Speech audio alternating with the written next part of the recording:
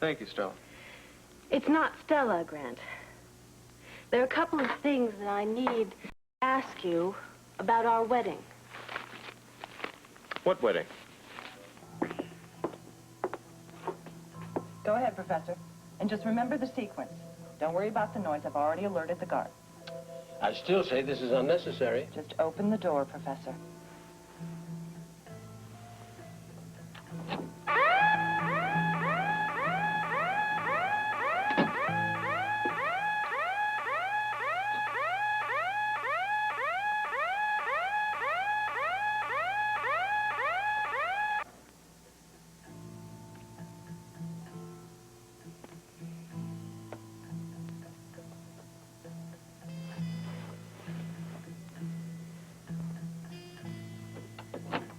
Good. Now just remember, you always have to show the ID card to the scanner and then use the key. Well, I'm back. There's some nice hot coffee left.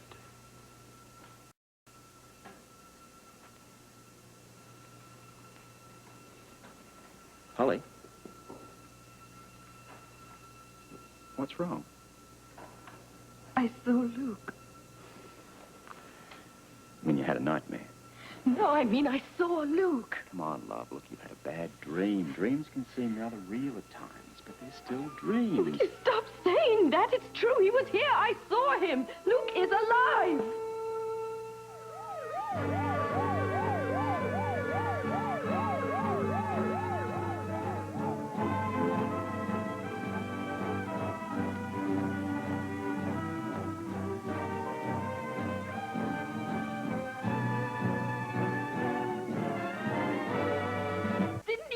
What I said, I saw Luke. Come over here and sit down and let's just be calm, Robert. all right? Darling, look, you've been under a lot of pressure Will of you late. listen to me?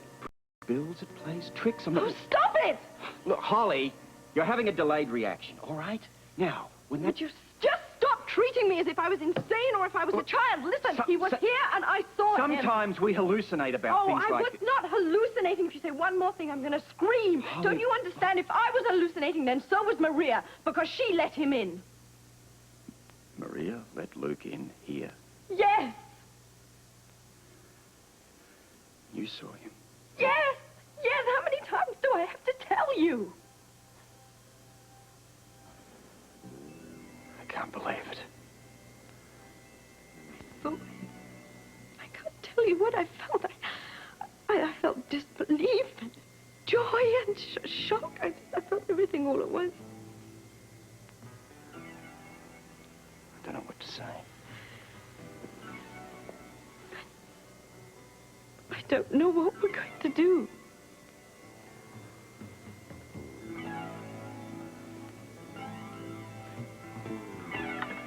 Grant, I really do want to talk to you. I'm flattered you think you can spare the time. As it happens, I'm busy.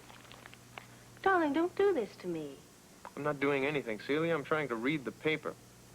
This is not like you at all, Grant. Really, I'm very disappointed. You're disappointed? In me? Why?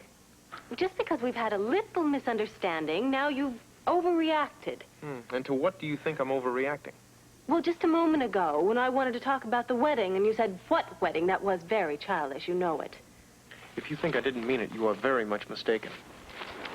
Grant, this is ridiculous. You know we are going to get married. Do I? Of course we are. It's all set. The invitations are already mailed. My father's planning on it. I've got dozens of friends coming from New York. Plans can be changed, Celia. Oh, Grant, no, stop it. No, this is a Quartermain wedding. That's an event. You can't just postpone it. I mean, what would people think? I didn't have a postponement in mind. Well, then why are you doing this to me? I'm not doing anything to you, Celia. Quite the opposite. You've done it to yourself. Oh, what? All right. As long as you insist on pretending innocence, I'll tell you what you've done. And just for the record, I don't care what people think. Go on. The fact is, Jimmy Lee didn't continue to come sniffing around here unless you encouraged it. You bear at least 50% of the responsibility, Celia, and I have had it with you and him up to here. But Grant, I'm not finished. You've made it increasingly obvious lately that you cannot make up your mind about your own feelings, and as long as you can't do so, there will be no wedding. Is that clear enough? What do you want me to do? I should think that would be obvious, even to you, Celia. I want you to make up your mind once and for all. I will give you exactly 1 day to do so. 1, Celia, no more. But I have made up my mind. No, you have not. But if you want to marry me, you will, and you will do so today. Grant, you've never talked like this to me before. Obviously, that was my mistake, but I'm talking to you now. And just so that things will be thoroughly understood, unless you get Jimmy Lee out of your life and keep him out, there will be no wedding. Grant, I've told you before, I'm telling you again, I have made up my mind. Sorry, Celia. That's not good enough. Don't tell me. Show me. Today.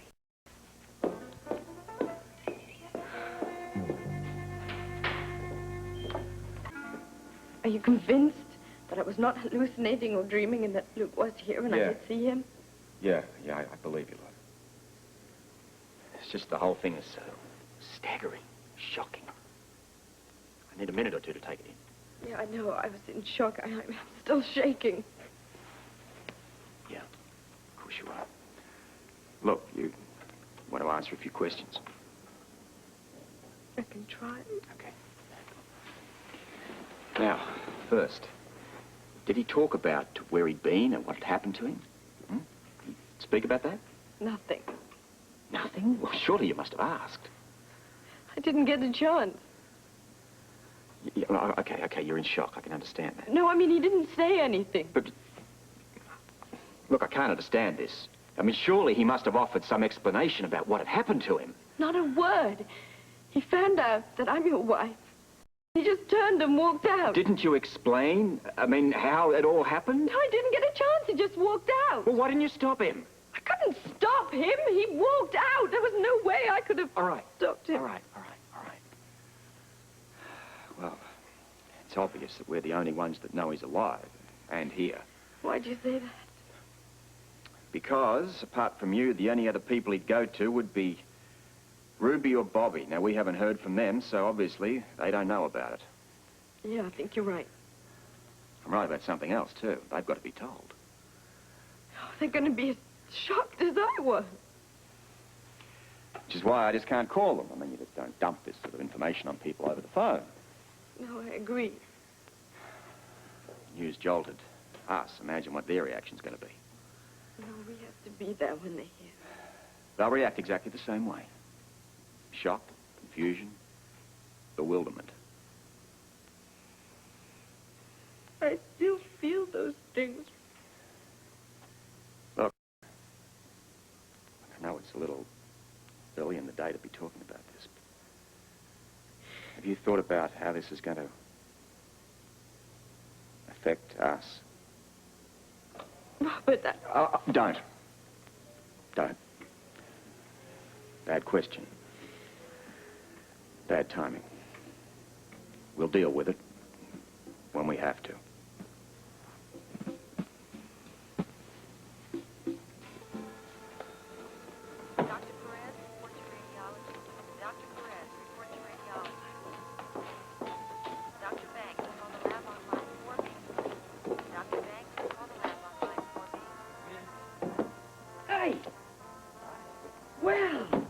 Somebody very nicely has been doing my work for me. Oh, yeah, that nurse who was just here made it up. Well, that's pretty nice of her. Hey, you're getting to look better every day. Thank you, Ruby, and I feel so good, I think I'm ready to go home. Good morning. Hi. Feel like a visitor? I can't think of anyone I'd rather see. Has he been behaving himself, Ruby? Oh, he's the worst kid on the block. Oh, for Christ's sake. Oh, Chris, you look wonderful. How are you feeling? A little weak, but outside of that, I feel great. Good. Well, you're already sitting up and out of bed. I'd say the operation was a success. Thanks to you. I didn't do anything. Are you kidding? You talked me through that whole operation. I was pretty lucky. Having you there, Celia, an artist. I don't follow you. Well, you understand that a person's hands can be their whole life. Just knowing that you have that understanding, well, that got me through the operation, I'd say. That's really nice of you to say, Chris. But, you know, your real luck was having a brilliant and dedicated surgeon like Grant. Yeah, he's a great guy. Yes, he is. He's so much more than that, though. Not only is he a brilliant orthopedic surgeon, but he's the most compassionate man I've ever known. He really cares. Hey, Doc, we were just talking about you. How you doing today, Chris? Like a the minute waltz in 30 seconds. Someday I'm going to remind you said that. What do you mean someday? I'm going home today, aren't I? Oh, hey, let's not rush things, shall we? I'll tell you what, later today, Dr. Alan Quartermain and I will come in and check your hand, and then we'll make a decision about your release. Fair enough? Is there any point in arguing? None whatsoever. Then I'll give up while I'm ahead. Okay. Can I say one more thing? Of course. I just want to say thank you. I don't know why exactly, but from your expression, I knew everything was going to be all right. What do you think of Horowitz, Chris? Are you kidding? The guy's the greatest. Why? Well, I was thinking of him during your surgery. Remember we heard him play? Yes, I do. At Covent Gardens in London. It was our third date. He did the second Brahms piano concerto. I have that recording. Well, you're going to be playing it yourself before long. Let me see if I can find a nurse to remove this bandage, and then I'll be right back to check your hand. Okay, fine. I've got to get going too, Chris. You know, Celia, right. That husband of yours is a great guy. Yes, 1 in a million, but he's not quite my husband yet. Don't you remember that you promised to play at our wedding? Sorry, I jumped the gun. I know, but not by very much. The wedding is soon. So you get busy on that hand and getting it in working order. Promise? I promise, and you know what? I'll even do an encore. See ya. Thanks for stopping in.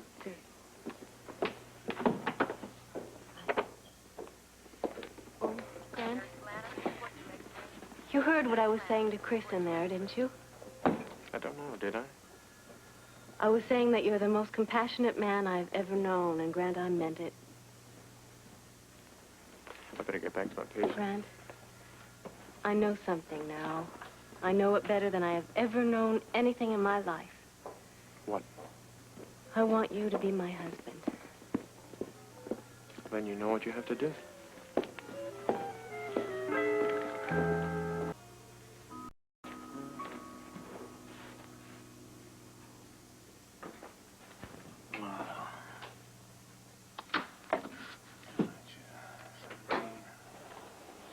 Morning. Hey, Red, how's it going? Oh, real good. Say, did Warren bring the transit back? Yeah, it's in the closet. Oh. Go ahead, over there.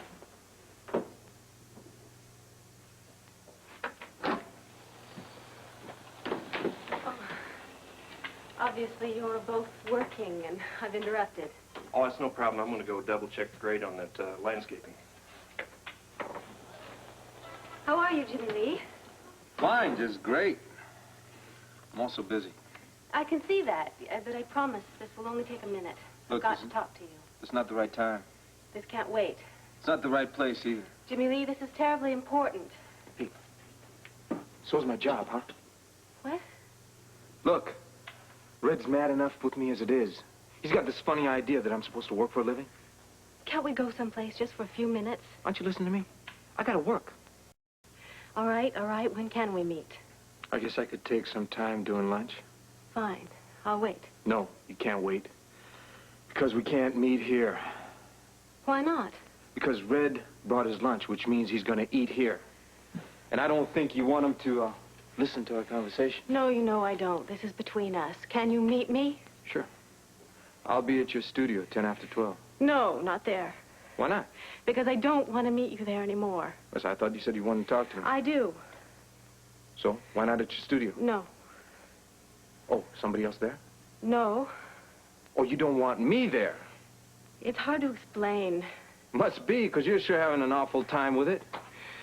Look, I am asking you. I'm begging you, Jimmy Lee. I have to talk to you. Fine. If you want to talk to me, I'll be at your studio 10 after 12. I told you I don't want you there. Look, make up your mind. If you want to talk to me, I'll be at your studio 10 after 12. It's either there or nowhere.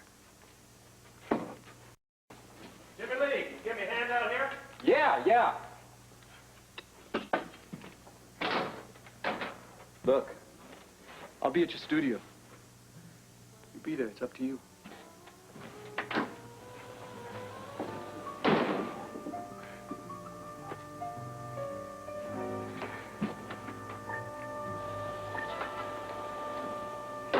I'm sorry to sound like a nagging school teacher, Professor, but it is vital that you understand the security system. Now, let's go over it again. Would it do any good to say no? No. I'm just trying to do my job properly. Now, when you want to enter your office, first you let the scanner identify the code on your plastic card. That'll deactivate the alarm on the door. Then you use your key. Is that clear? Is there to be a written test? No, I'll grade on a pass-fail system. Do you know, young lady, I can remember when all a scientist had to do was concentrate on his work. Now you and Mr. Scorpio have cluttered my life with plastic cards, decoders, shrieking sirens. Next, you'll be asking an apple for the teacher. Professor, if you brought me an apple, I'd have it bronzed. But seriously, I hope you see how important the security is. If what you say is true, if the government really believes my work is a threat... They do. To me personally? Unfortunately, yes. Now, look, I don't want to alarm you unnecessarily. And that's why we're here, to protect you. Not only with the security system we've already installed, but we plan on augmenting that. I promise you, you will be perfectly safe. Did you say augmented? Oh, yes. As a matter of fact, Commissioner Scorpio went to Boston yesterday to look at a new system. And we're going to begin work today on a backup system here. More little plastic cards and sirens? Look, I can promise you that the system will be simple enough that you will have no trouble with it.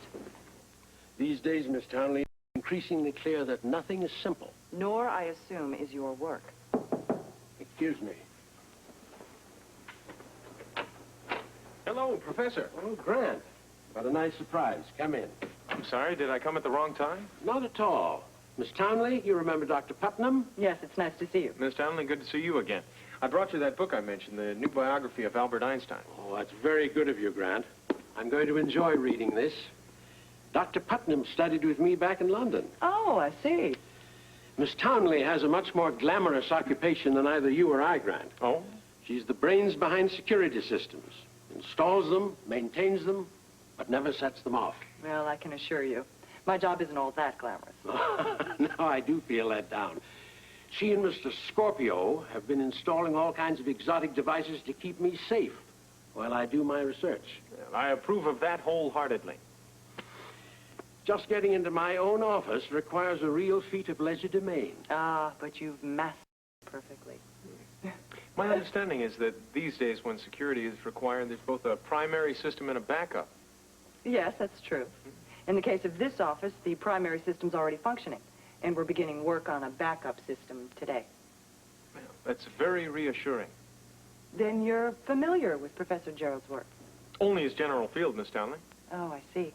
Well, your concern made me think that you might know more about it. No. No, I work alone, Miss Townley. And with no need of any assistance from me. I was the student, Miss Townley, not the teacher. Of course. Well, if you two will excuse me, I'll let you two scientists talk shop. And, Professor, I'll stop by later today and see how things are going. Thank you, anytime. And thank you for being so patient with me. Oh, believe me, Professor, it's been a pleasure. Nice seeing you again, Doctor. It's good talking to you. She's an attractive woman. And a taskmaster, believe me. I'm going to be secure whether I like it or not. And you do not like it, I'm sure. Oh, I'm appreciative. I know they're only doing their job. But you find it hard to accept. That's very perceptive of you, Grant. But yes, actually I do. All my life I've believed that science knew no borders. That what one man discovered and could prove should be information for the entire scientific community. Only when we can share our knowledge can we make rapid progress.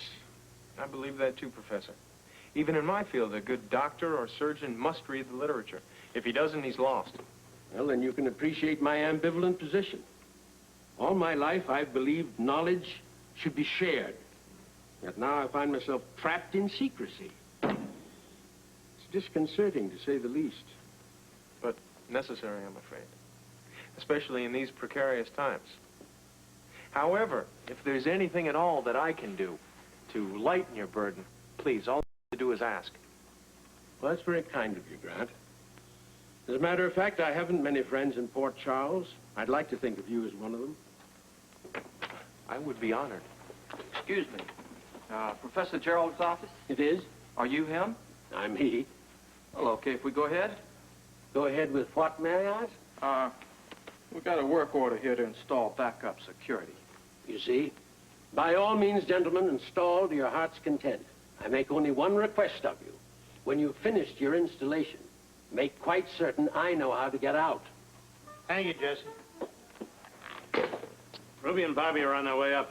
Thank you, Dan. Is there anything else I can do? No, the use of your office will be fine for the moment. Are you sure? You both look very troubled. We don't mean to be mysterious, Dan. It's just that what we have to say to Bobbie and Ruby is very important. And private, although you're going to find out about it in due course. I'll leave you alone, then. Look, I'm sorry. I don't mean to be inquisitive, but you both look so upset. Like there was a death in the family or something. Well, your vibes are right, but your conclusion's wrong. All right. If you need me, have me paged. You can keep my office as long as you like. Thank you. Hi, Dan. Jesse said you wanted to see us. No, Ruby, but Robert and Holly did. Come on in. Something wrong? I'll leave you people alone. Yeah. Okay. Well, what happened? You look so solemn. I think you both better sit down.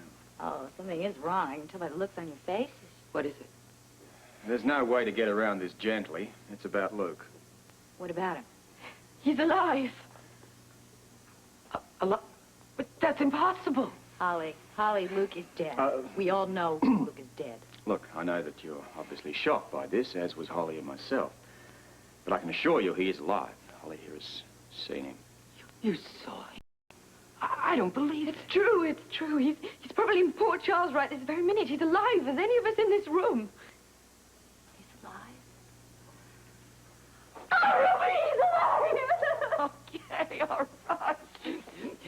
Oh, is he all right? Yes, I think so. You think so? I'm more confused than ever. We all are, Ruby.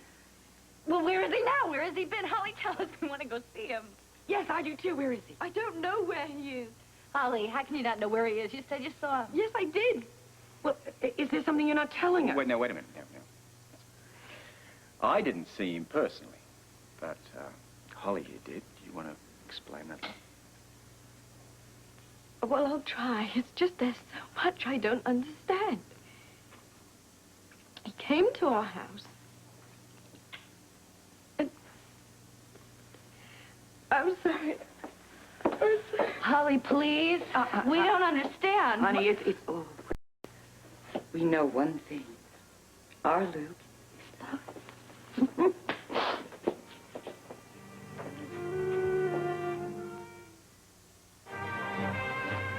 General Hospital will continue in a moment.